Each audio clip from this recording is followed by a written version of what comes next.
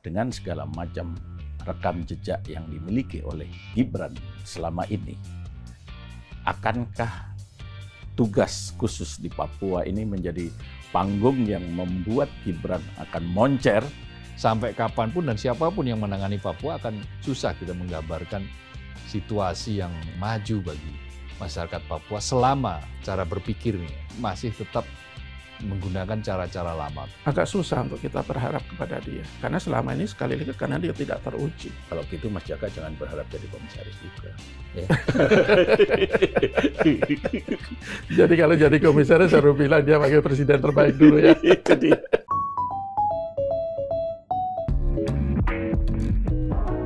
Halo Sobat Media Indonesia, salam sehat dan selalu semangat. Jumpa lagi bersama kami dalam program Ordal. Obrolan dalam bersama orang-orang dalam. Saya Haryanto, Mas Jaka Budi Santoso. Siap Mas Har. Ganteng sekali begini ya. Kayaknya habis ada acara. Ada bedaknya masih tersisa. Ya. Sehat ya Mas ya? Alhamdulillah sehat. Semangat. Selalu sehat lah. Semangat. Siap ke Papua dia. Ada apa dengan Papua? Kayaknya udah siap. Siap berkantor di Papua. Berkantor Iya, di sana. jangankan nembus kemacetan. Ditugaskan ke Papua aja siap. Oh siap ya. Tapi saya sebenarnya kepengen loh ke Papua.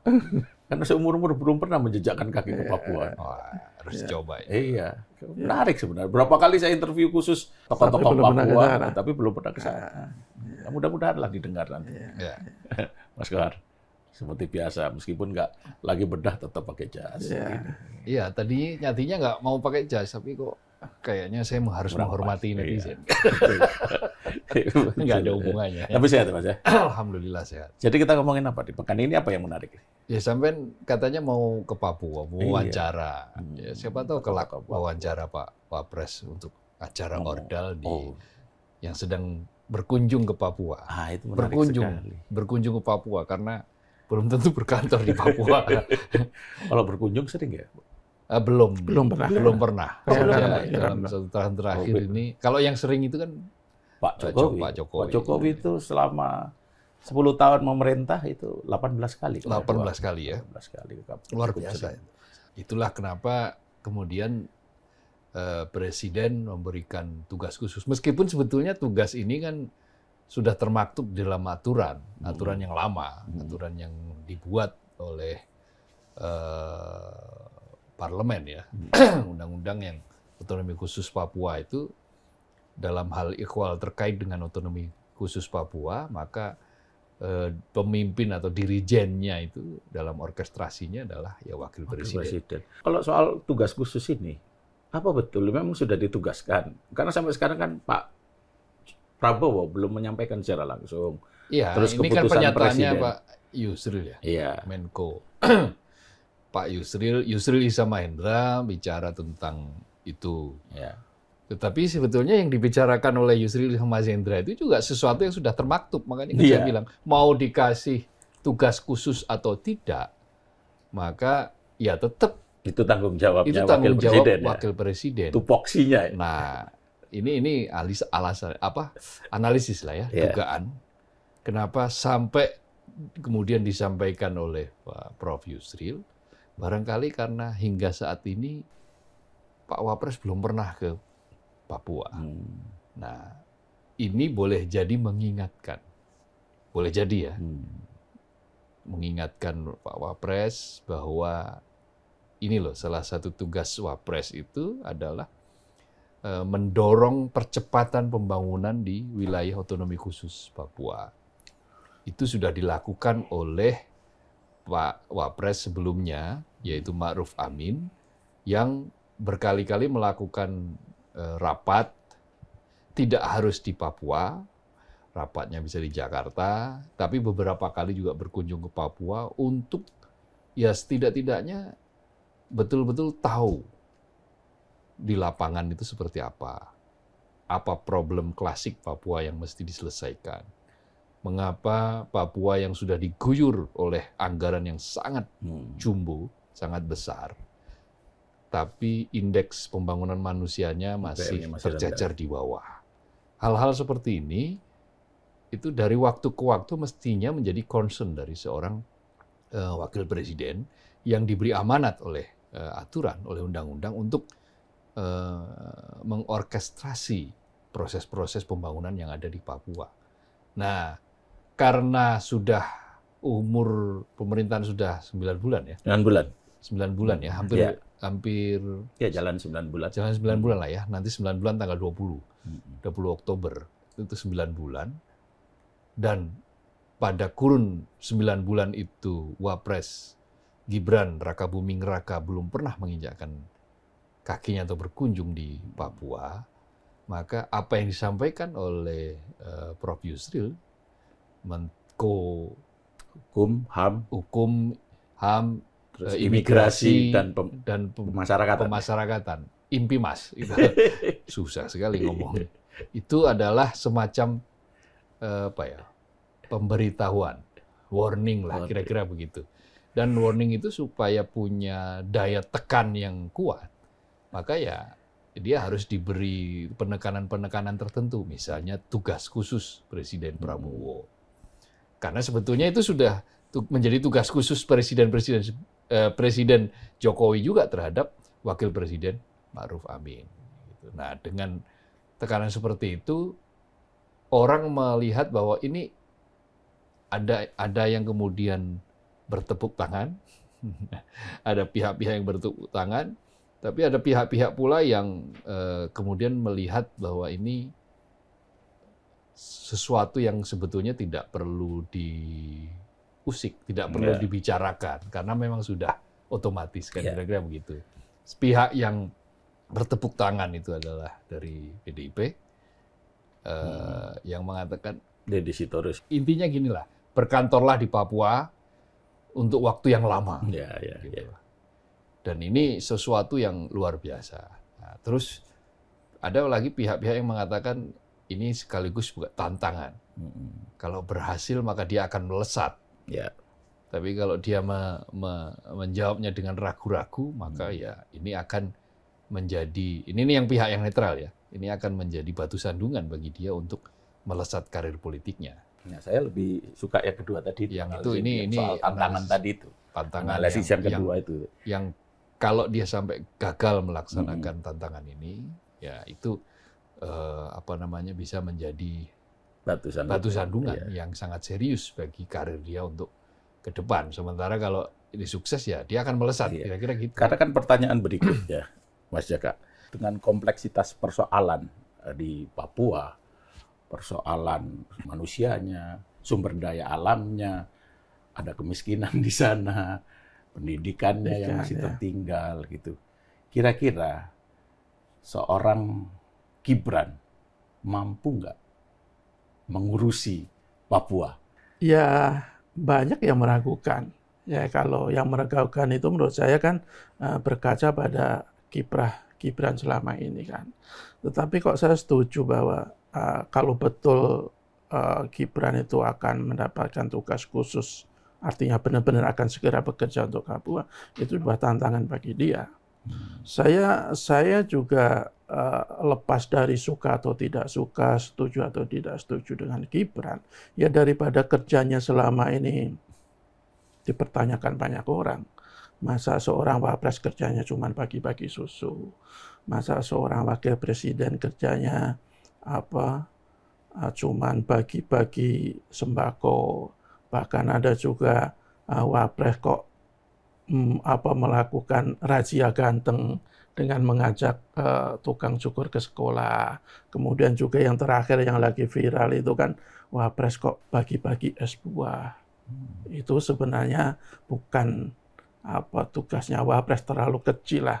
Seorang wapres yang dipilih oleh rakyat melalui pilpres dengan biaya puluhan triliun rupiah, tapi kerjanya seperti itu. Ya, ini kesempatan bagi Gibran menurut saya untuk membuktikan bahwa ya paling tidak 58% pemilih itu tidak salah pilih.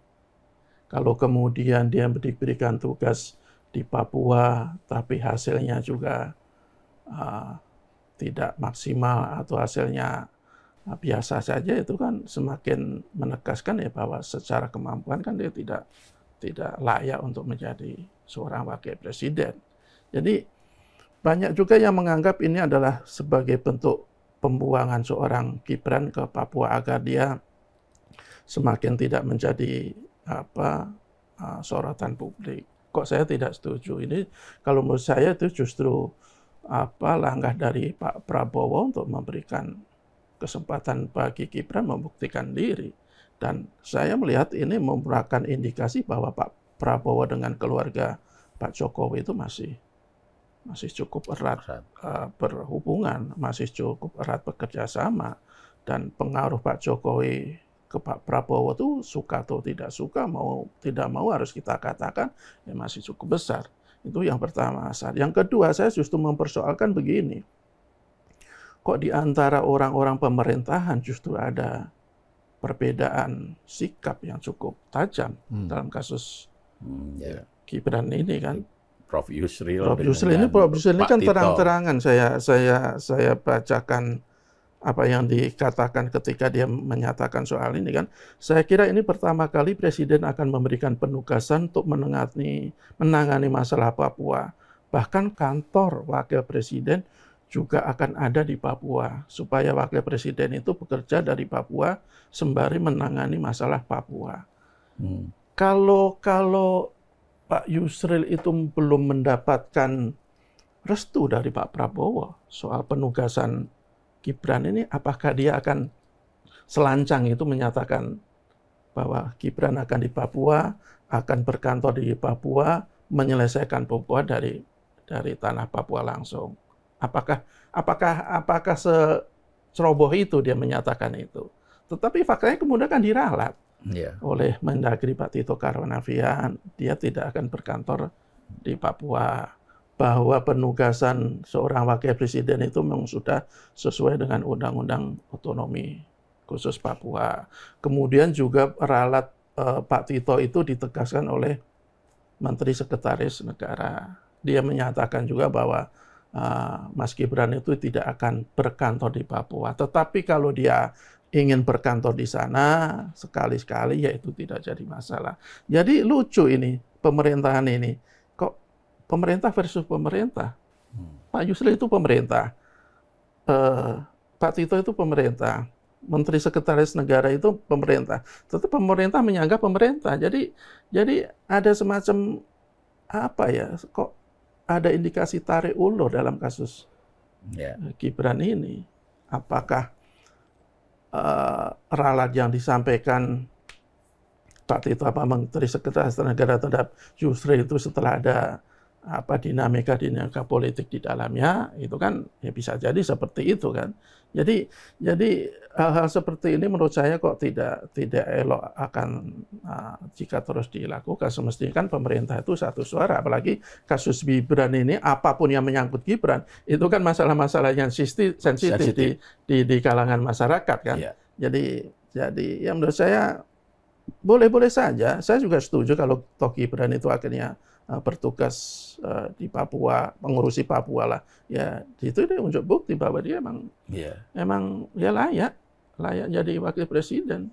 Bukan, dan rakyat juga tidak rugi lah kalau selama ini daripada hanya bagi-bagi susu, ngurusin segala masalah yang menurut saya juga remeh-temeh kan. Iya, yang kalau soal ketidakkompakan para menterinya Pak Prabowo ini kan sebenarnya juga akan selesai kalau Pak Prabowo-nya sendiri yang bicara kan.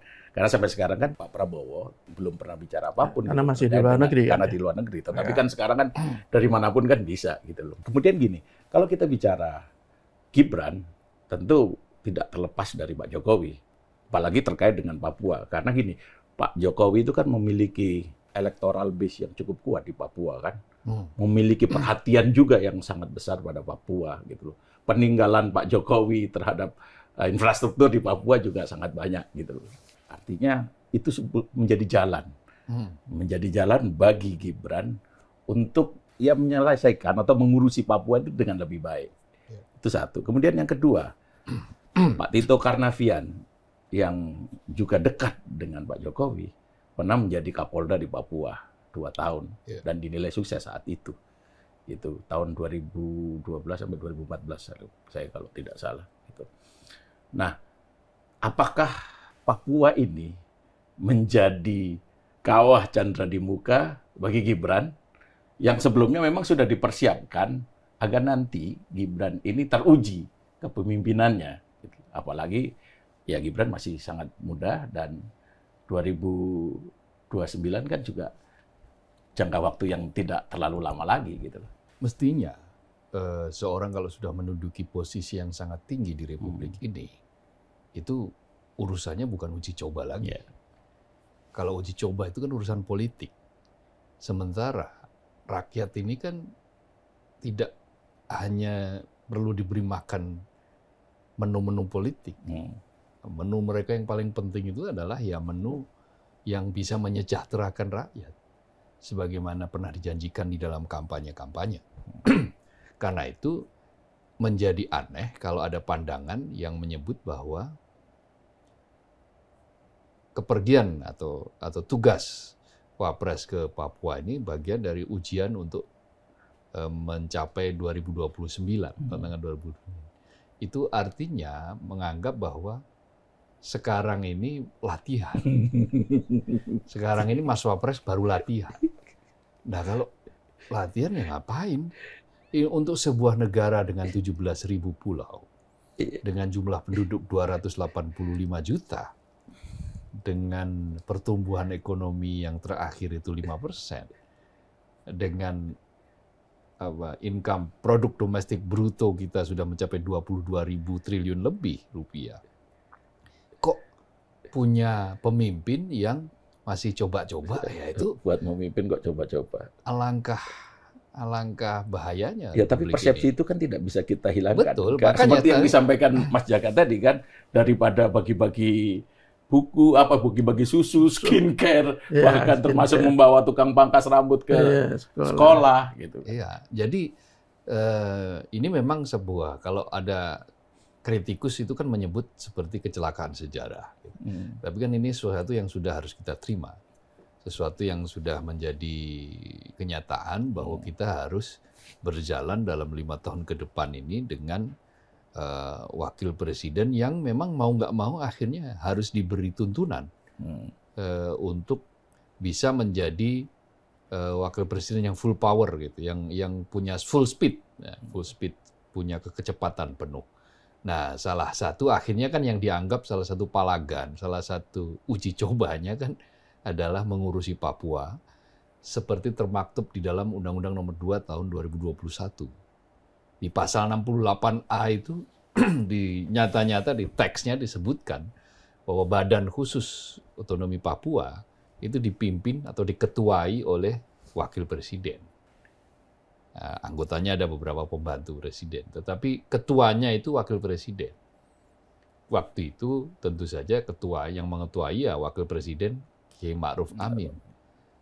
Bedanya kan Kiai Ma'ruf Amin itu dulu sepuh, sementara sekarang Gibran itu muda, sangat muda. Nah, kalau yang sepuh kemudian akhirnya bisa menjalankan itu beberapa kali, melakukan koordinasi, mestinya apalagi yang muda, gitu loh. Harusnya sih muda dalam konteks fisik ya, itu mestinya lebih lincah. Karena mengurus Papua itu yang sangat luas, wilayah dengan 6 provinsi, sekarang 6 kan? Provinsi Papua kan ada 6, dengan 6 provinsi, wilayah yang buminya, tanahnya itu sudah berhasil kita keruk, menghasilkan banyak banyak manfaat besar bagi rakyat Indonesia, tetapi penduduknya, indeks pembangunan manusianya masih selalu tertinggal. Ada kesenjangan antara elit dengan rakyatnya. Otonomi khusus sudah ratusan triliun digelontorkan. Tapi faktanya rakyatnya juga dari pembangunan misalnya tergolong masih rendah. Padahal potensi Papua itu luar biasa. Banyak sekali beberapa orang brilian yang dihasilkan dari Papua. Pernah menjuarai Olimpiade matematika, fisika, itu dari Papua. Artinya secara kalau kita bicara ini, secara bahan tanda kutip ini bukan berarti membandingkan manusia dengan barang, enggak.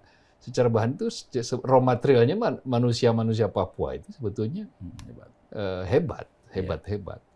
Nah, kalau kemudian manusia sebetulnya sejatinya hebat, lalu kenapa ada sekarang ini kok masih terseok-seok dalam sisi indeks pembangunan manusia? Oh, berarti ada yang salah dalam treatmentnya. Nah, itulah kenapa kemudian dilakukan percepatan pembangunan Papua. Dibentuklah badan-badan. Nah, oleh Presiden Jokowi waktu itu, tahun 2021, dibentuk Badan Otoritas Khusus Papua. Nah, Badan Otoritas Khusus ini diketuai oleh Wakil Presiden. Tidak menyebut nama, ya karena Wakil Presiden dan undang-undangnya itu masih berlaku. Undang-undang itu masih berlaku sampai sekarang, ya berarti Wakil Presiden seterusnya ya tinggal melaksanakan apa yang menjadi tugas sebagai keketuaan itu, sebagai ketua tapi belum tua ya, menjadi ketua Badan Otonomi Khusus, Otoritas Khusus Papua itu yang bertugas untuk membantu percepatan pembangunan yang ada di Papua. Nah, sayangnya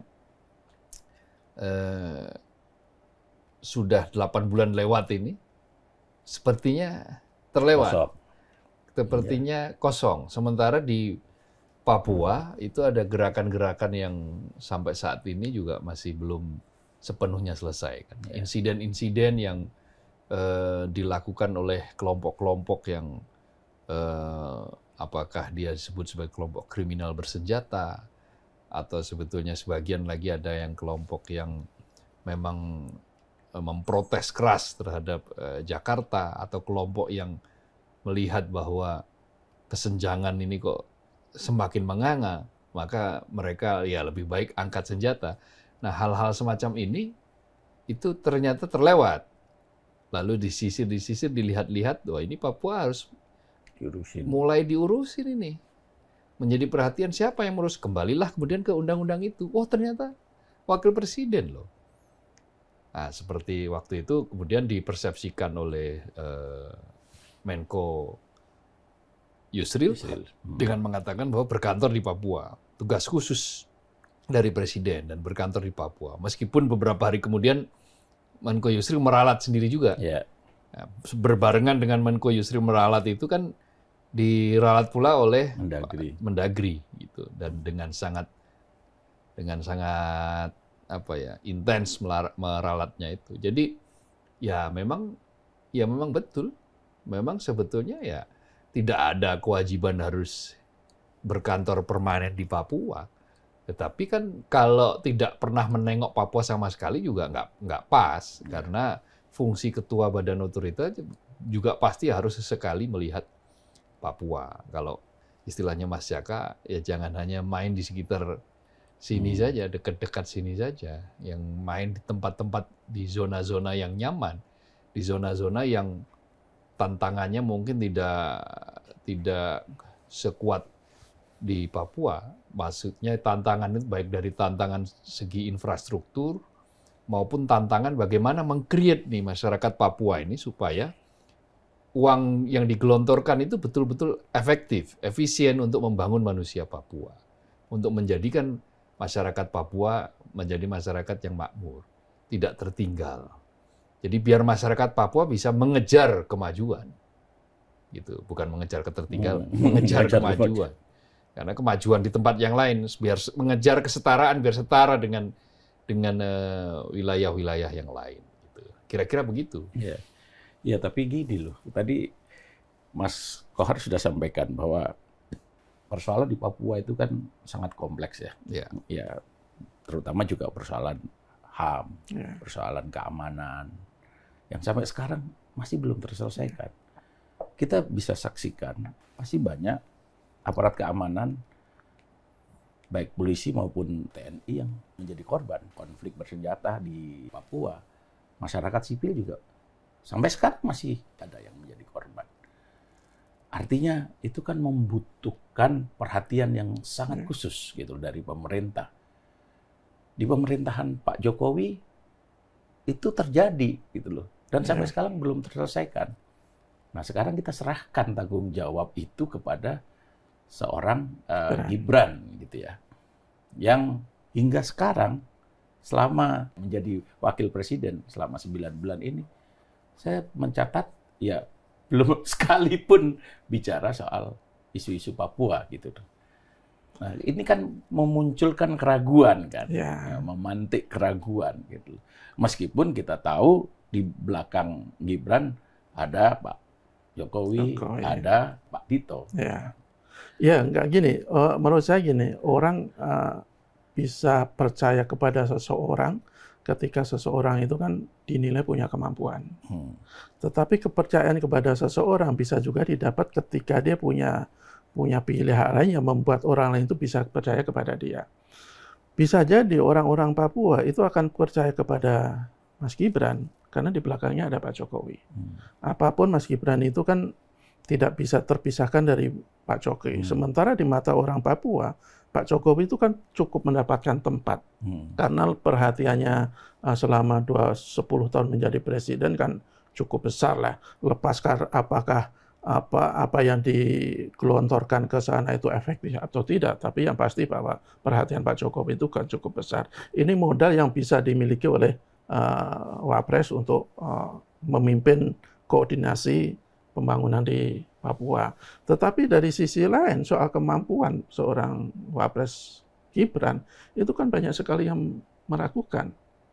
Apakah dia punya kapasitas untuk mengkoordinasi banyak pihak untuk menghadapi masalah yang begitu kompleks di Papua. Karena kan sangat kompleks loh. Tadi Mas Kohar sudah sebutkan pendidikan, kesejahteraan, SDM, kesetaraan, dan yang paling penting menurut saya sampai sekarang sepertinya tidak pernah ada penyelesaian, yaitu adalah ada kelompok-kelompok yang ingin memisahkan diri dari NKRI.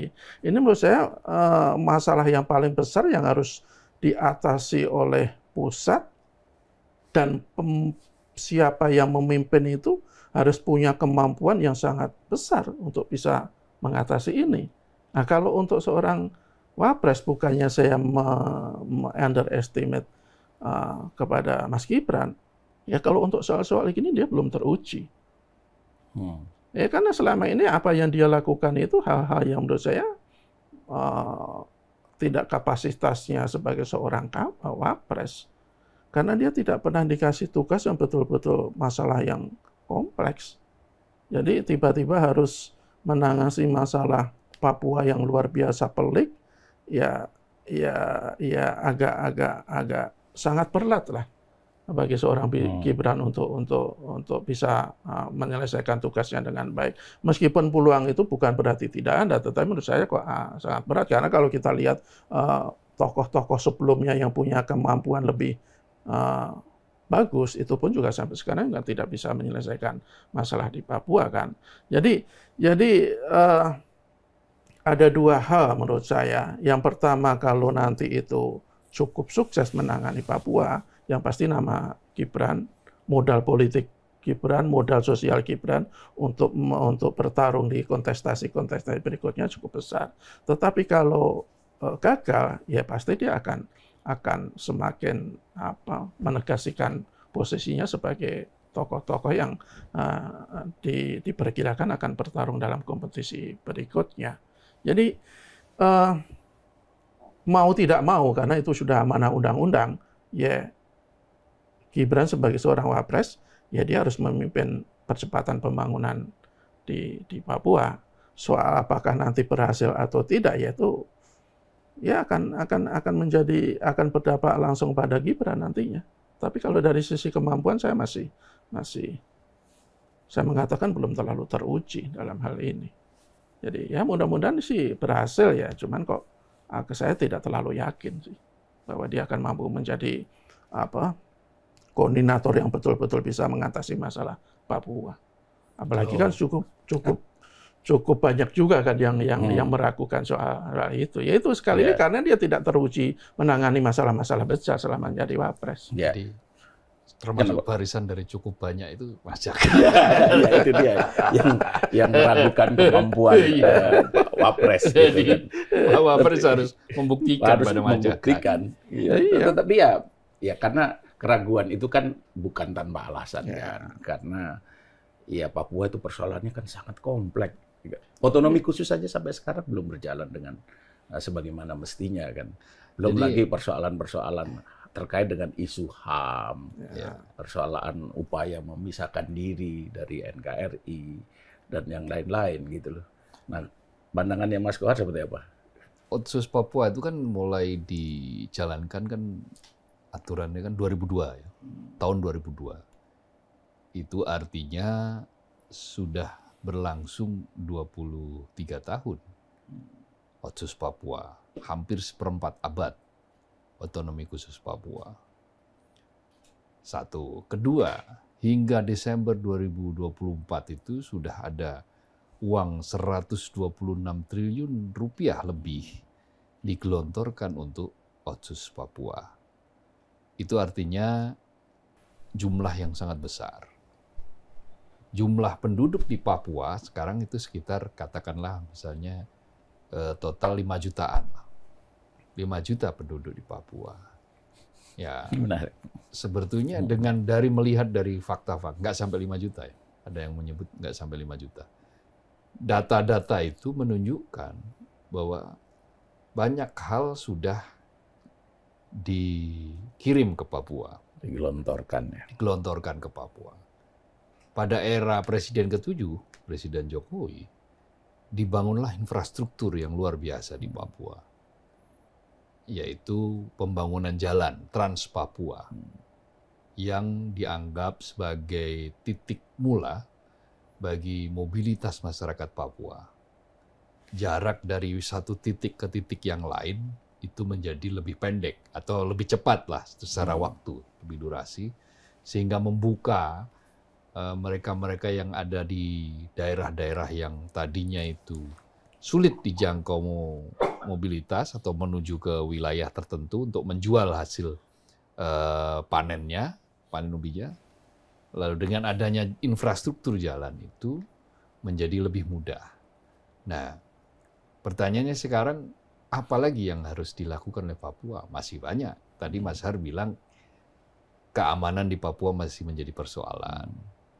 Terus yang sekarang mulai muncul kritik baru dari aktivis lingkungan adalah kerusakan lingkungan di Papua, hutan Papua, karena ada pembukaan lahan besar-besaran, baik itu untuk ditanami tanaman pangan maupun tebu. Ya. Pada Pak Jokowi waktu itu tebu kan, membuka lahan untuk tebu, sementara Pak Prabowo membuka lahannya untuk padi, untuk pangan. Ya.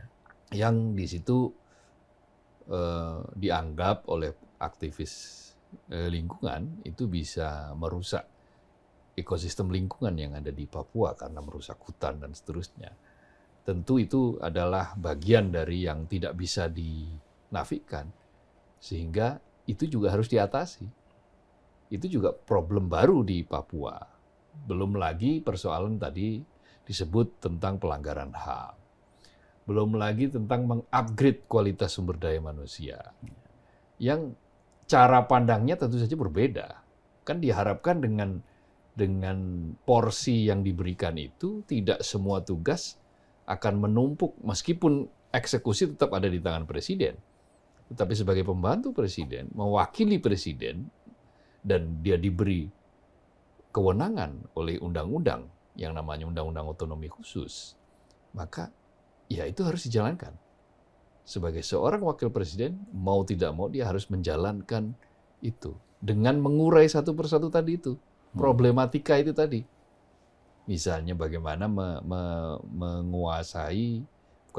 bagaimana membuat ya Undang-Undang Otsus Papua itu menjadi sangat efektif. Tidak hanya katakanlah misalnya menjadi kekuasaan atau wilayah yang dikuasai oleh kelompok elit saja. Kan kalau kita lihat kan banyak kan elit-elit Papua itu akhirnya kemudian ditangkap KPK lah.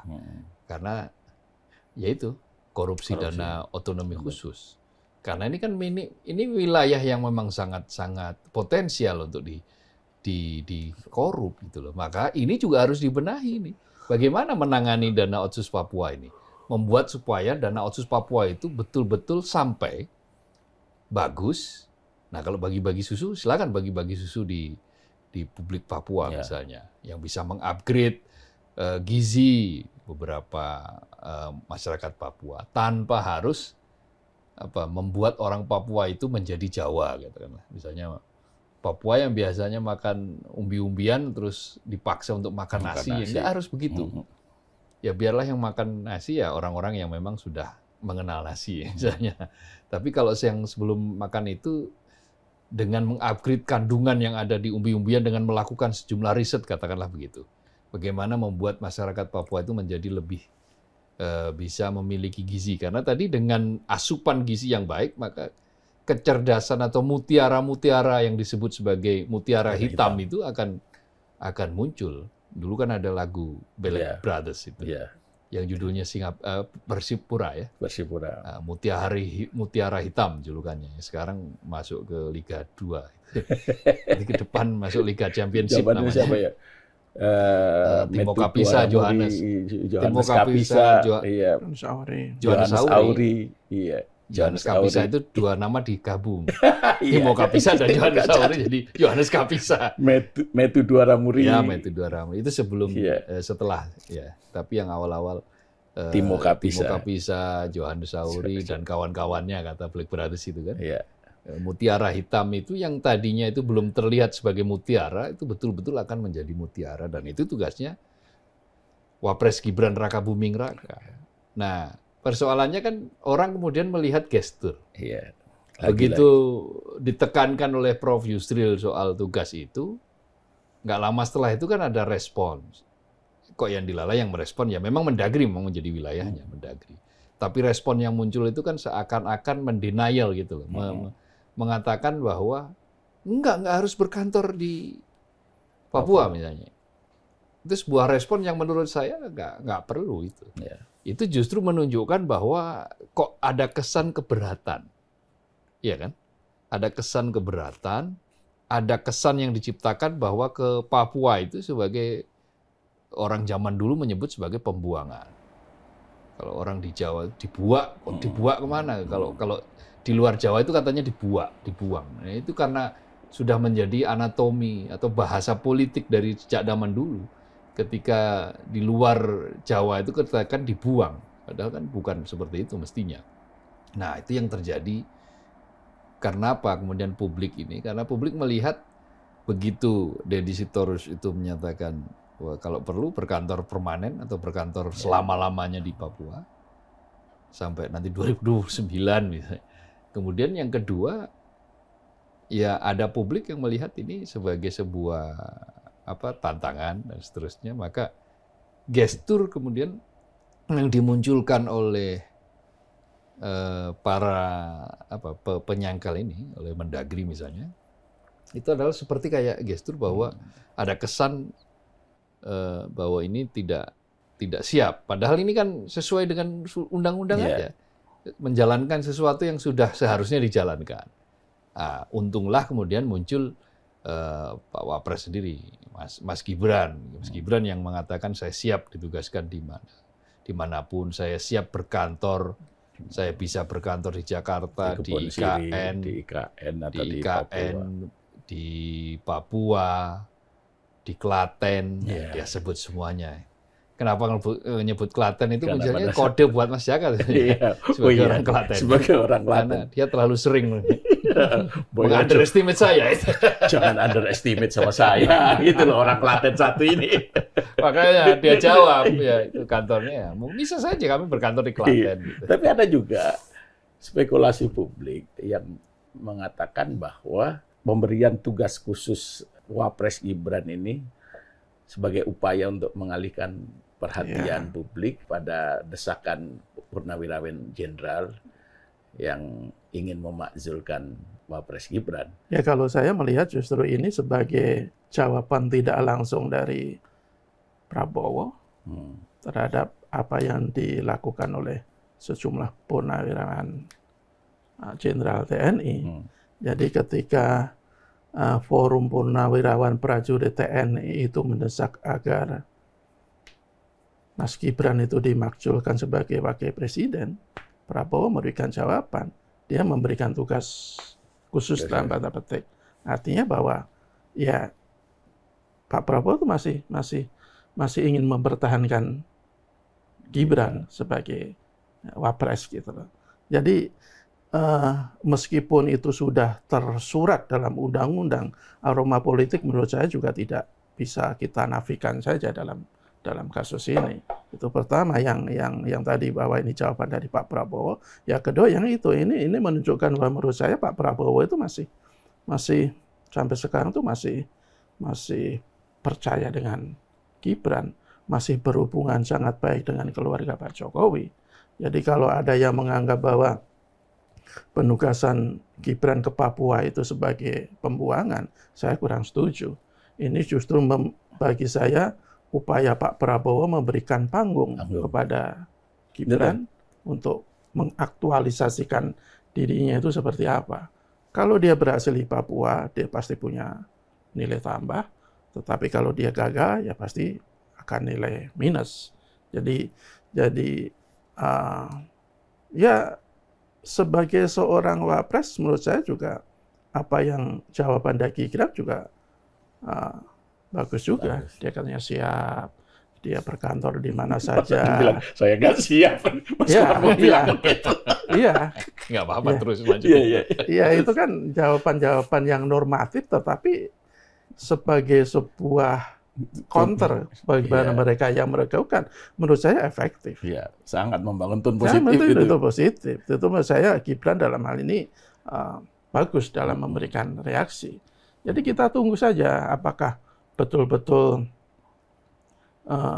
Wapres itu akan segera bertugas memimpin koordinasi percepatan pembangunan Papua, atau ini hanya sekedar bunga-bunga politik saja untuk menyikapi dinamika politik yang tengah terjadi. Ya, meskipun selama ini yang sering disampaikan oleh Pak Wapres Gibran ini kan lebih banyak pada soal digitalisasi, hilirisasi, terus kemudian bonus demografi. Nah, itu bonus demografi itu juga harus mikir Papua. Mikir Papua salah satunya. Ya, jadi saya kira masuk akal juga kalau banyak publik ya termasuk Mas Jaka meragukan kemampuan Pak Wapres Gibran ini dalam mengurusi Papua. Tetapi kan itu tidak boleh dinegasikan, itu kan tidak boleh memang harus dia, karena memang tanggung jawab di dalam aturannya itu menjadi tanggung jawabnya Wakil Presiden. Lagi kembali ke pertanyaan awal, dengan segala macam rekam jejak yang dimiliki oleh Gibran selama ini, akankah tugas khusus di Papua ini menjadi panggung yang membuat Gibran akan moncer, akan dicatat sebagai seorang wakil presiden muda yang bisa menyelesaikan persoalan Papua, dan kemudian ini menjadi jembatan menuju ke 2029. Oke, kita abaikan dulu lah 2029 ya. Kita lihat saja apakah ini akan menjadi panggung bagi Gibran saat ini sajalah. Karena yang terjadi saat ini kan Wapres Gibran ini kan masih kehilangan panggung ini. Pesona dia itu masih terlalu mengandalkan pada popularitas ayahnya. Lalu secara langkah, secara jejak, apa yang dia lakukan sejauh ini juga belum terlalu kelihatan. Bisa jadi karena memang porsi dia sebagai wakil presiden memang mengharuskan dia semata-mata sebagai ban serep, katakanlah seperti itu ya. Tetapi kan dia sempat mengatakan bahwa ya Wapres itu bukan sekadar ban serep, maka dia harus memberikan kelengkapan yang betul-betul lengkap bagi seorang presiden. Nah, apa yang dilakukan selama ini itu masih dianggap kurang. Apa yang dilakukan selama ini oleh Wapres kita ini masih dianggap sebagai sesuatu yang bukan menjadi tugas utama Wapres mestinya. Seperti tadi yang banyak disebut oleh Mas Jaka. Terlalu banyak hal-hal kecil yang bukan menjadi wilayah wapres dan terlalu sederhana untuk dilakukan sebagai seorang wapres. Karena seorang wapres itu ya seyogianya misalnya dia memberikan gambaran besar. Bonus demografi misalnya. Itu bagus kalau kemudian wapres itu kemana-mana dia bicara soal bonus demografi. Tapi sayangnya kan dia memulai sesuatu dari yang agak miss gitu ya. Dia menyampaikan tentang bonus demografi terlalu umum dalam bentuk video, sudah terlalu umum dalam bentuk video, dan setelah itu antara yang like dan dislike lebih banyak yang dislike-nya. Antara yang suka dengan yang tidak suka, emoticon tidak sukanya lebih banyak, jauh melampaui yang like. Yang like waktu awal-awal itu kan sekitar paling 10 ribuan lah ya. Tapi yang dislike itu sampai 70 ribu lebih. Itu kan menunjukkan bahwa ada pesan yang tidak disukai oleh netizen, ya, oleh publik gitu, sebagian dari publik kita. Nah, itu adalah awal yang sebetulnya nggak masalah harusnya dia itu dengan mengcounter dengan isu baru. Hadapi itu dengan isu baru, dengan pergi ke wilayah-wilayah. Di kampus misalnya dia datang ke Papua, ke Universitas Cendrawasih di Papua sana, dia bicara tentang bonus demografi dan apa benefitnya bagi Papua. Nah, begitulah seorang wapres. Begitulah yang disampaikan oleh Kiai Ma'ruf Amin ketika Kiai Ma'ruf Amin sebagai wapresnya Jokowi, dan dia berbicara tentang ya perekonomian syariah, tentang digitalisasi, tentang satelit. Waktu bicara tentang satelit kan.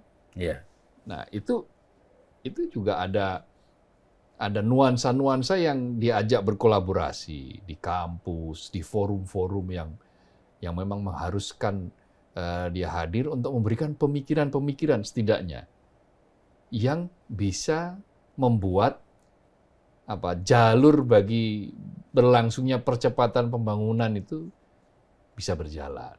Nah, kalau bicara bonus demografi itu ya menjadi tugas yang sebetulnya tepat, pas. Nah, persoalannya kan panggung yang sebetulnya sangat luas ini. Panggung yang sangat luas. Panggung itu luas kok. Itu ternyata hanya yang dimanfaatkan hanya secuil. Itu pun cuma pinggiran-pinggiran dan umum-umum saja. Secuil dan berulang-ulang. Secuil, berulang-ulang dan umum. Belum menguasai panggung itu untuk sebuah atraksi yang sangat spesifik.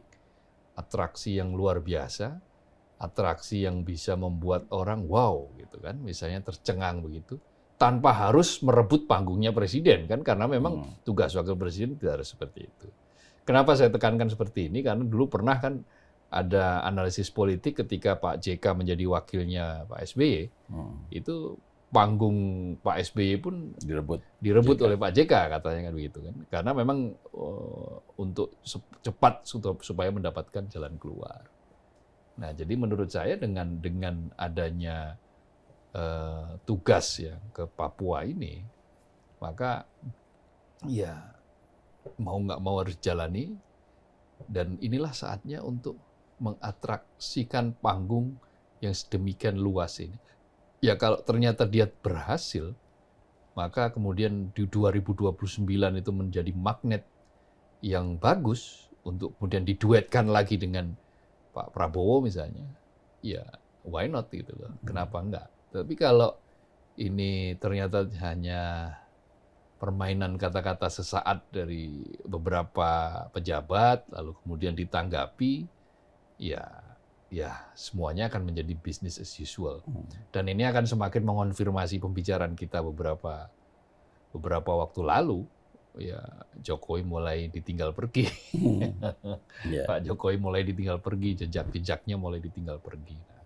Nah, apakah itu yang akan terjadi? Ya, waktu yang akan menjawab.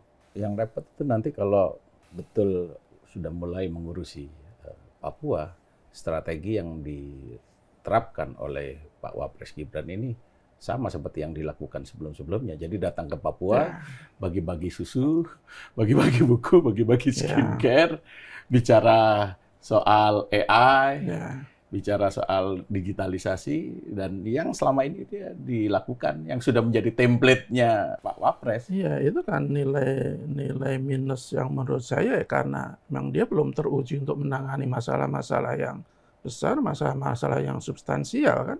Ya selama ini kan ketika dia nggak usah, sebenarnya kan waktu kan ada gebrakan yang menurut saya kalau emang itu murni dilakukan untuk melayani masyarakat, itu kan sebenarnya bagus ketika dia buka lapor Mas Wapres. Tetapi kan faktanya kan dia lebih cenderung sekedar untuk popularitas, dan itu yang beberapa kali dilakukan oleh Mas Gibran. Ya, kita khawatir tadi Mas ini ya nanti di sana cuma bagi-bagi segala macam, kemudian diupload di medsos dia agar dia dianggap sebagai Wapres yang peduli kepada rakyat kecil. Itu kan yang berbahaya. Karena bukan itu masalah mendasar di Papua.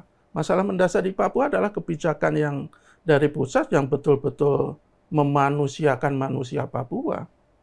Betul bahwa selama ini secara materi, secara dana bantuan itu sudah cukup besar. Tapi apakah itu bisa menyelesaikan masalah aslinya di sana?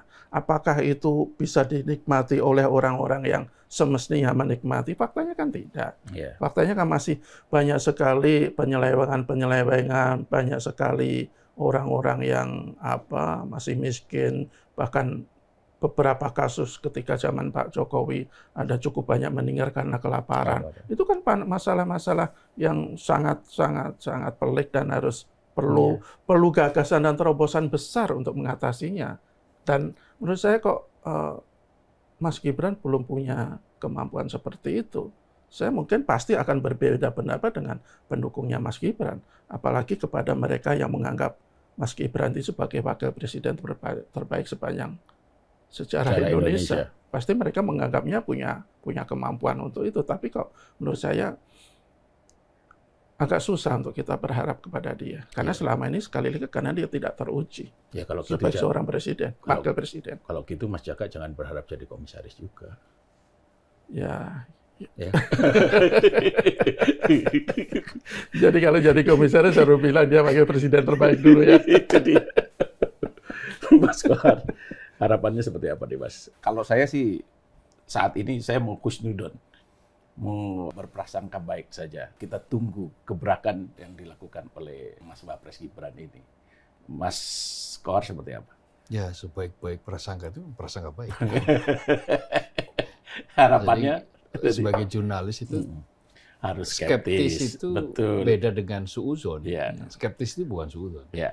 Skeptis itu adalah meragukan fakta-fakta agar fakta itu menjadi objektif, fakta itu menjadi sesuatu yang memang secara argumentasi bisa dipertanggungjawabkan gitu. Itu bukan suuzon. Jadi dari skeptisisme saya ya mengatakan bahwa dari sisi rekam jejak memang agak susah untuk berharap bahwa ini bisa menyelesaikan persoalan atau setidak-tidaknya memberikan gambaran tentang timeline sampai kapan ini akan bisa dipercepat ini proses pembangunan di Papua. Wilayah-wilayah yang akan didahulukan mana? Lalu concern-nya apa? Apa keamanankah atau kemudian dipilih dari mana? Kalau Jokowi kan jelas waktu itu dia memulai dengan problem infrastruktur. Maka dibangunlah jalan Trans Papua dan beberapa infrastruktur. Nggak masalah meskipun itu dikritik oleh banyak kalangan, tetapi setidak-tidaknya jejaknya kan sudah kelihatan. Jejaknya sudah kelihatan. Nah sekarang ini yang akan dilakukan ini apa? Misalnya katakanlah mau memperbaiki manusia Papua, sebagaimana tadi disampaikan oleh Mas Jaka, Mas Jokowi. Saya mau bilang Mas Jaka keliru Mas Jokowi. Tapi ada yang di komen menyebutkan namanya itu sebenarnya Joko Budi Santoso. Iya, ini karena lama di Jakarta jadi Jaka Budi Santoso. Ada di komen di YouTube yang begitu. Jadi ya itu tadi bahwa masyarakat Papua memang menantikan bagaimana mereka ini menjadi manusia yang seutuhnya, bukan hanya sasaran objek. baik itu yang menjadikan sasaran objek itu apakah yang dari jauh, artinya dari pusat, atau elit mereka sendiri. Kan di kalangan elit ini juga ada yang mencoba untuk memanfaatkan. Ya beberapa kan sudah tertangkap, beberapa sudah dihukum, divonis karena korupsi dana otonomi khusus. Itu kan menunjukkan bahwa memang ada elit yang memanfaatkan anggaran yang besar, dana besar ini, sehingga ada yang mengucur tapi bukan menetes saja, menetes pun enggak gitu.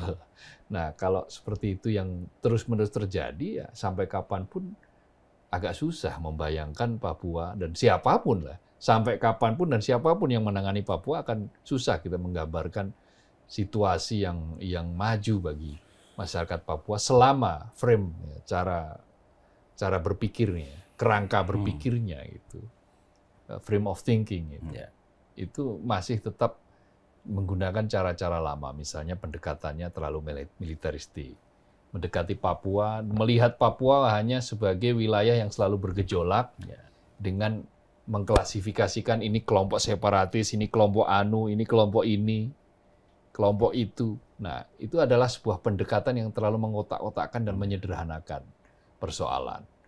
Sehingga ada yang bilang, sudah, nggak sabar. Udah, itu aja. Habisin aja tuh separatis. Itu patah tumbuh hilang berganti tuh. Patah satu bisa tumbuh 1000 kalau selamanya seperti itu. Tetapi kalau pendekatannya bisa dengan pendekatan kemanusiaan, pendekatan kebudayaan, pendekatan dialog, seperti yang pernah dilakukan oleh Gus Dur, maka sebetulnya ada potensi untuk sukses menjadikan Papua itu sebagai wilayah yang maju, itu ada potensi untuk itu. Nah, sanggupkah Wapres yang sekarang ini mengikuti pola yang sebetulnya sudah pernah dirintis oleh Gus Dur? Apa yang dilakukan oleh Gus Dur kan kemudian dilakukan untuk Aceh. Dan buktinya Aceh selesai. Dari sisi keamanan ya. Meskipun pembangunan masih terus berproses ini. Nah, apakah hal yang sama bisa direplikasi oleh Mas Gibran? Ya, skeptisisme saya mengatakan sebetulnya butuh effort yang luar biasa untuk seorang Gibran. Tetapi siapa tahu, wong PSG saja bisa kalah sama Chelsea. 3-0 lagi. 3-0 lagi kan, gitu kan di final Piala Dunia Klub. Gitu. Artinya Oxford aja bisa kalah sama Port FC. Piala Presiden terlalu jauh. Bukan, kalau kan selama ini digembar-gemburkan bahwa PSG itu sudah nggak bisa ada yang mengalahkan, kan. Kecuali nanti kalau ketemu Barcelona, katanya kan begitu. Bahkan melawan Inggris saja dia udah kalahin semua itu. Liverpool, Arsenal, siapa namanya, Spurs, kemudian Aston Villa, itu semua sudah dikalahkan. Begitu ketemu Chelsea, dipermak 3-0. City-nya nggak ada apa-apa. Nggak bisa ngirim bola ke Dembele. Gitu. Ya itu jangan-jangan. Jadi underestimate itu saya skeptis boleh, tetapi saya kira sih kita lihat aja waktunya. Jadi kalau Mas Jaka gimana? Iya, saya meragukan karena saya melihat rekam jejak Wapres kan. Ya sekali lagi ya karena dia belum teruji. Dan sekali lagi dia kembali lagi saya kok gini loh, sebagai seorang Wapres yang prosesnya cacat, ya menurut saya semakin menambah keraguan saya untuk bagi Wapres Mas Gibran itu mengatasi masalah-masalah yang besar. Kalau prosesnya aja sudah bermasalah, bagaimana dia bisa mengatasi masalah bangsa? Itu aja sih. Meskipun di belakang Mas Wapres ini ada Pak Jokowi yang memiliki electoral base yang cukup besar. Dari sisi kepercayaan rakyat Papua, mungkin Mas Gibran akan bisa merebut hati masyarakat Papua karena faktor Pak Jokowi tadi dari sisi kemampuan manajer, bagi sisi kemampuan sebagai koordinator itu menurut saya butuh seseorang yang sudah sangat matang dalam menangani masalah-masalah yang kompleks, dan Mas Gibran menurut saya belum pernah punya pengalaman seperti itu. Atau jangan-jangan nanti panggung Mas Gibran ini nanti diambil alih oleh Pak Jokowi. Kan bisa jadi, bukan tidak mungkin. Enggak. Misalnya Itu diberikan kepercayaan khusus, entah apa namanya nanti gitu oleh Pak enggak, Prabowo, kalau itu menyalahi undang-undang. seorang presiden, kemudian Menyalahi undang-undang. Kan otonomi khususnya Wakil iya presiden. betul, iya nggak maksudnya kecuali sebagai- Pak Jokowi sebagai wakil presiden. sebagai penasihat atau kan Yang bisa. penasihat mah bisa. Ya nggak apa-apa. Iya, kan? Kalau Iya. itu yang terjadi itu kan semakin membuktikan bahwa Pak Jokowi itu masih belum kehabisan semangatnya untuk cawe-cawe. Iya. Atau belum kehabisan semangatnya kalau kita mau positive thinking, mengabdikan diri Ya. pada NKRI. Cukup ya? Cukup ya? Nggak ada lagi pesan-pesan khusus, Nggak ada. kata-kata mutiara. Kita lihat waktu. Iya, Kita- lagi-lagi tetap kita tunggu lah kita Time will tell. pembuktian dari Mas Gibran, Iya. gitu. Baik, Sobat Media Indonesia, demikian perbincangan kami. Semoga bermanfaat. Salam sehat.